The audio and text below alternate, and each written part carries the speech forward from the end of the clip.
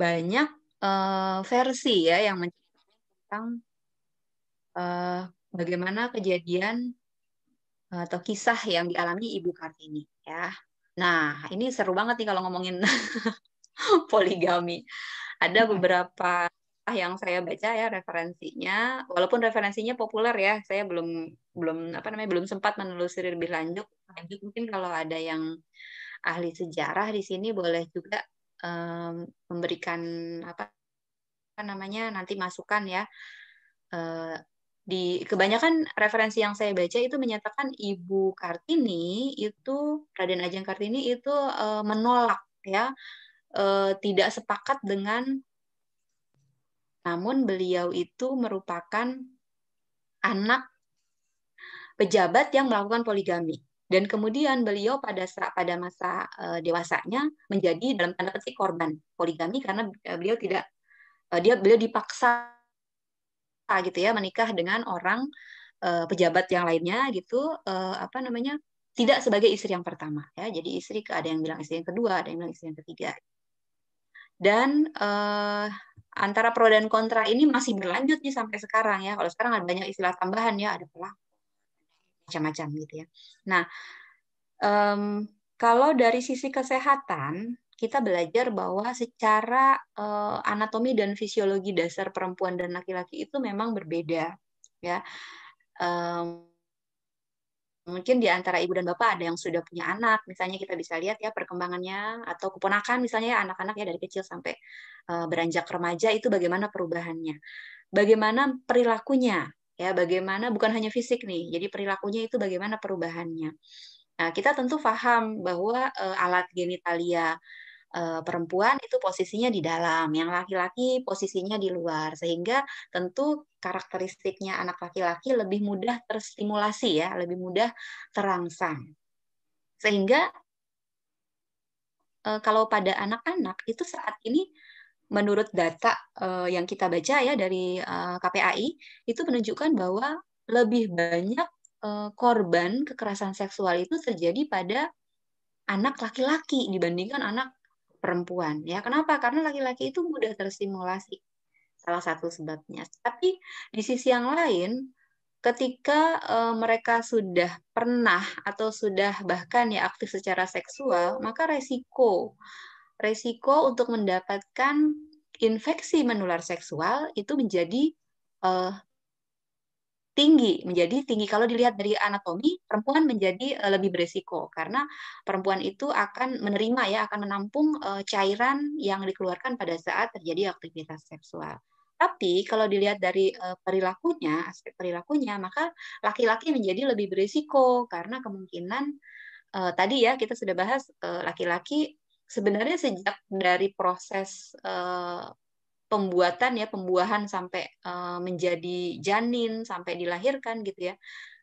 Secara fitrah ada seorang dosen saya itu bilang laki-laki itu ya terutama laki-laki ya itu dari sejak dalam perut itu sudah memiliki konsep untuk berjuang gitu ya. Kan sperma itu yang dikeluarkan pada saat ejakulasio itu kan sampai miliaran ya. Tapi yang berhasil mencapai ovum, apa namanya, sel telurnya kan cuma satu. Jadi kalau pada kehamilan yang normal itu akan ada satu sperma yang membuahi satu sel telur gitu. Jadi dari sekian miliaran ya, ratusan juta mungkin miliaran apa namanya, sperma yang dikeluarkan tadi hanya satu yang bisa berhasil. Begitu dia masuk satu sperma tadi, sperma yang lain itu akan meluruh ya, dia akan menjadi makanan untuk janin gitu ya karena masih ada protein dan sebagainya yang masih bisa dimanfaatkan ya. Itu luar biasanya proses penciptaan. Jadi secara fitrah ada sebagian ahli yang menyatakan bahwa ya memang laki-laki itu punya sifat dasar ya seperti itu, berkompetisi dan berpoligami gitu ya. Um, Antara pro dan kontra masih subject to discuss ya, silahkan open open discussion.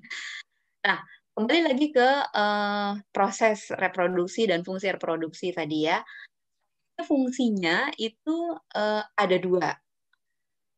tujuan utamanya tentu prokreasi atau menghasilkan ya, menghasilkan keturunan atau mempertahankan keturunan gitu ya. Itu secara fitrah pasti manusia ingin punya keturunan untuk menurunkan legasinya ya, warisan gitu ya, mewariskan kepada keturunan berikutnya. Tapi ada satu lagi fungsi, yaitu rekreasi ya. Jadi ini yang seringkali dijadikan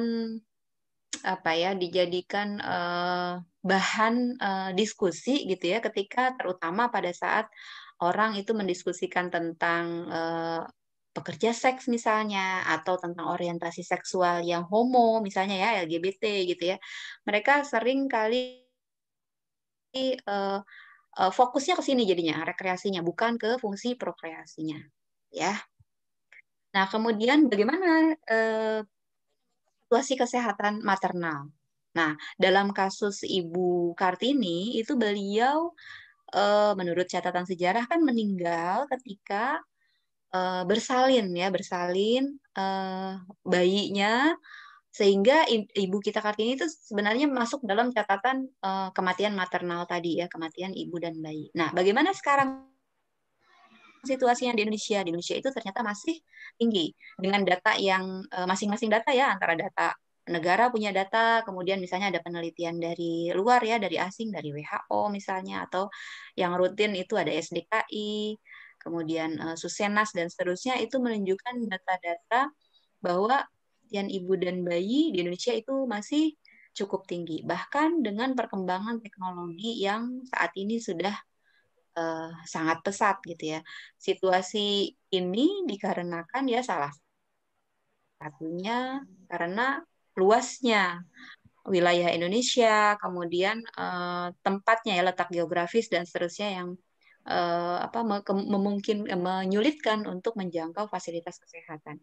Dan tentu budaya tadi kembali lagi bahwa dianggap bahwa ibu itu, perempuan itu, mungkin ini terkait juga dengan agama ya, keyakinan bahwa kalau ibu itu bersalin kemudian meninggal pada saat bersalin itu, maka kalau dalam ajaran agama Islam ya, ini contohnya nih, dinyatakan sebagai orang yang mati syahid misalnya gitu ya. Jadi ya nggak apa-apa misalnya gitu, ibu meninggal pada saat bersalin. Tapi sebenarnya kalau kita lihat dampaknya lebih panjang, kita akan melihat bahwa mungkin ibu dan bapak bisa membandingkan kalau seorang anak ya, seorang bayi kehilangan misalnya gitu ya, bagaimana dibandingkan dengan kalau seorang bayi yang tidak bisa bertemu dengan ibunya, kehilangan dengan ibunya untuk selamanya ya, karena nanti setelah proses bersalin tentu diharapkan